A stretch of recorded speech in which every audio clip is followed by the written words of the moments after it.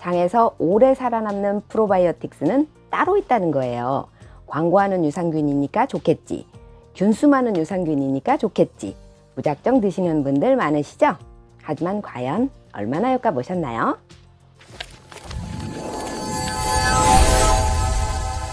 안녕하세요. 이은성 약사입니다. 프로바이오틱스가 어느새 한국인의 구매 2순위로 올라왔습니다. 그만큼 많은 분들이 드시고 계시는데요. 정작 정말 좋았어 하시는 분들보다 글쎄 옳시다 하시는 분들이 더 많습니다. 왜 그럴까요? 애초부터 값싼 저품질 유산균을 섭취했을 수도 있고요. 주의사항을 지키지 않았을 수도 있죠. 유산균은 열에도 위산에도 담즙에도 약해서 살아남기가 쉽지 않습니다. 그래서 오늘은 아무 때나 먹어도 되고 물온도에 상관없이 대장까지 살아서 가는 프로바이오틱스를 소개해 드리려고 합니다. 그것은 바로 낙산균입니다. 유산균은 많이 들어봤는데 낙산균은 뭐야? 하시는 분들이 대다수일 겁니다. 낙산균이 무엇 때문에 좋은지 설명드리고요. 낙산균 제품 중 제가 써보고 좋다고 생각한 제품 2가지를 소개시켜 드릴게요. 구매 링크는 찾기 쉽도록 고정 댓글에 올려놓겠습니다. 필요하신 분은 참고하시면 됩니다. 프로바이오틱스와 유산균을 동일하게 생각하시는 분들이 많습니다. 우리 의장 속에는 유해균, 유익균, 기회균들이 모여서 균형을 이루고 있습니다. 이 거대한 미생물 생태계를 마이크로바이옴이라고 표현하죠. 프로바이오틱스는 장내 유익한 역할을 하는 살아있는 유익균들을 총칭합니다. 유산균, 낙산균, 고초균, 효모 등 여러 가지가 있어요.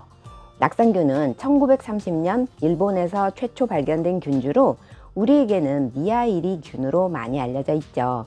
90년간 일본에서 균주 수입에 의존해 왔습니다. 그러다가 최근 K낙산균으로 한국 유아에 분변해서 분리개발했고 한국인에 맞는 낙산균 양산에 성공했습니다. 낙산균의 장점은 뭐니 해도 생존력입니다. 유산균은 5번 죽습니다. 인공 캡슐이 없으면 죽고, 고온에 죽고, 위산과 담즙산에 죽고, 산소 없는 대장에서 죽고, 항생제 들어가면 죽습니다. 낙산균은 아포를 형성해서 생존하고 섭씨 80도에서도 생존하고 pH 2 정도의 위산에서도 살고 혐기성균이라 대장에서도 잘 생존합니다. 항생제에도 살아남습니다. 그야말로 슈퍼 울트라급의 생명력을 가지고 있죠. 이 실험을 보시면 국내 유명 유산균 3가지와 대조 실험한 겁니다. 60도씨에서 2시간 후 내열성 실험 결과입니다. 이건 pH 2에서 2시간 내산성 실험 결과이고요. 유산균은 전멸했죠? 그런데 K낙산균은 살더라는 거죠.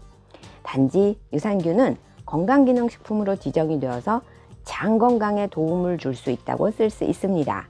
하지만 낙산균은 아직 식품으로 분류되어 있어서 기능성 표시를 할 수 없다는 것이 유일한 단점입니다. 낙산균 원료 자료에 따르면 부티르산 56%, 아세트산 35%를 생성한다고 나와 있습니다. 부티르산은 단쇄 지방산입니다. 그렇다면 부티르산, 즉 낙산이라는 것이 왜 중요한지 알아보죠. 단쇄 지방산은 음식에서 충분히 섭취하기가 쉽지 않습니다. 다른 인체세포는 포도당을 쓰는 반면 장 상피세포는 낙산을 주요 에너지원으로 사용합니다. 이것이 부족할 경우 장 점막이 느슨하거나 장이 새는 리키거 신드롬이 생기기가 쉬워요. 대장 건강의 핵심 열쇠가 단쇄지방산인 낙산이라고 보시면 됩니다. 낙산은 염증을 줄여주고 인슐린 저항성을 개선해 준다고 알려져 있습니다. 인슐린 저항성을 개선해 준다면 혈당 조절 측면에서도 좋지만 다이어트에도 긍정적이다 유추해 볼 수 있겠죠? 동물 실험에서는 낙산균을 5주간 섭취한 비만 쥐가 10.2% 체중 감소를 보였다고 합니다. 낙산균은 2주 동안 머물다 나그네처럼 떠나는 유산균과는 달리 대장에 머물면서 낙산을 생성할 수 있습니다. 보통 1일 권장량 200mg인데 여기에서 낙산 112mg을 생성합니다. 낙산 수치가 높아지면 장벽 복구 등으로 장벽이 튼튼해집니다. 또한 글루타치온 수치가 증가하여서 항산화 작용에도 도움이 되고요.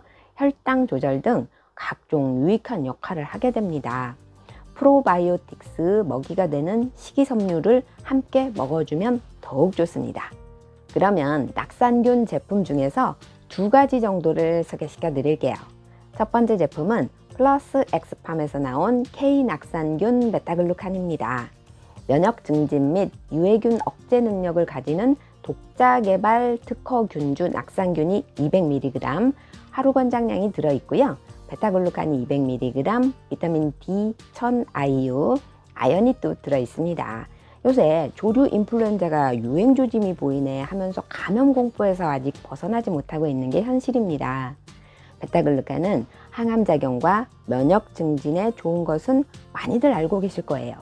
아연과 비타민 D도 면역을 올리는데 필수이죠. 베타글루칸은 보리, 오트밀, 또 일부 효모에 들어있는 수용성 베타글루칸과 또 다양한 곡물의 밀기울과 버섯, 효모 등에 들어있는 불용성 베타글루칸으로 나뉘어요. 수용성은 LDL 콜레스테롤 혈당 수치 개선에 좋고, 불용성은 항암 면역 증진에 더욱 도움이 된답니다. 여기에는 표고버섯에서 추출한 베타글루칸이 들어있어요. 게다가 베타글루칸은 유익균의 먹이가 되는 프리바이오틱스로서의 역할도 하게 됩니다. 고소한 인절미 맛으로 먹기 편해요. 가루 타입으로 되어 있고요. GMP, 해썹 인증된 믿을 수 있는 제조시설에서 만듭니다. 또 한 가지는 같은 회사에서 만든 K낙산균 올케어입니다. K낙산균 200mg과 양배추 분말 200mg, 애플사이더 비니거 분말 60mg이 들어있습니다. 맛은 사과 맛이라 산뜻하게 드실 수 있어요. 애플사이더 비니거는 사과 본연의 당분을 이용해 자연 발효시킨 사과식초를 말해요. 주정 발효시킨 시판 사과식초와는 달리 애플사이더 비니거에는 영양소와 유기산이 풍부한 효모가 함유되어 있어요. 장내 유산균 증식과 체지방 감소, 포만감 증가, 혈당 조절에 이점이 있다고 알려져서 한때 붐이 일기도 했던 원료이죠. 면역 쪽을 좀 더 신경 쓰고 싶다면 K낙산균 베타글루칸을 드시고요. 체중도 신경 쓰고 속이 편하게 원하시면 K낙산균 올케어를 선택하시면 되겠습니다. 하루 한 포씩 드시면 돼요. 워낙 원료 자체가 생존율이 높기 때문에 많이 드실 필요 없어요. 시크든 식전이든 관계없고요. 물온도도 신경 쓰지 않아도 됩니다.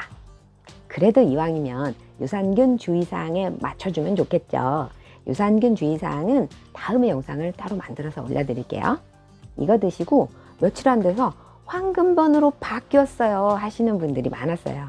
그런데 이렇게 좋은 낙산균도 주의사항이 있습니다. 낙산균, 유산균, 효모 할 것 없이 모든 프로바이오틱스들은 아무리 유익균이라도 살아있는 균입니다. 다음에 해당되시는 분들은 드시지 않는 것이 좋습니다. 면역이 극도로 저하된 분들, 중증 질환으로 쇠약해져 있거나 면역 억제제 복용하는 분들, 항암 치료 중에 면역이 떨어졌을 때, 미수가, 신생아, 위수술, 대장수술 등 소화기 점막 자체를 손상시키는 수술을 한 경우, 장 누수가 심한 경우, 염증성 장질환이 너무 심해서 점막 손상이 심한 경우 등에 해당됩니다. 대부분의 프로바이오틱스는 우리 몸에 유익하지만 아주 드물게 이런 분들에게는 감염을 일으킬 수도 있기 때문입니다. 점막 복구를 위해서 낙산이 많이 필요한 경우는 낙산 자체를 보충해 주는 것도 좋습니다. 낙산 프라임 SCFA 200에는 낙산 200mg과 K낙산균 200mg을 더해서 낙산을 좀 더 보강해 줄 수 있습니다. 나에게 맞는 프로바이오틱스를 잘 선택해서 드시면서 유익균이 좋아하는 식이섬유가 풍부한 식사를 하세요. 그러면 우리 몸에 기회균들이 유익균 쪽으로 붙어서 일합니다. 물론 유해균이 좋아하는 정제당, 가공식품 등은 피하는 게 상책이겠죠? 유해균이 우세할 경우 기회균이 유해균 쪽으로 붙어버리기 때문이죠. 낙산균이든 유산균이든 일단 열흘 정도 드셔보시고 뱃속 불편감이 사라지거나 황금변이 되면 본인한테 맞는 거니까요. 그것을 드시면 되겠습니다. 다음 시간에는 유산균에 대해서 알아보도록 해요. 오늘 영상 도움이 되셨다면 좋아요, 구독 안 하셨다면 구독 부탁드릴게요. 다음에 만나요. 행복하세요.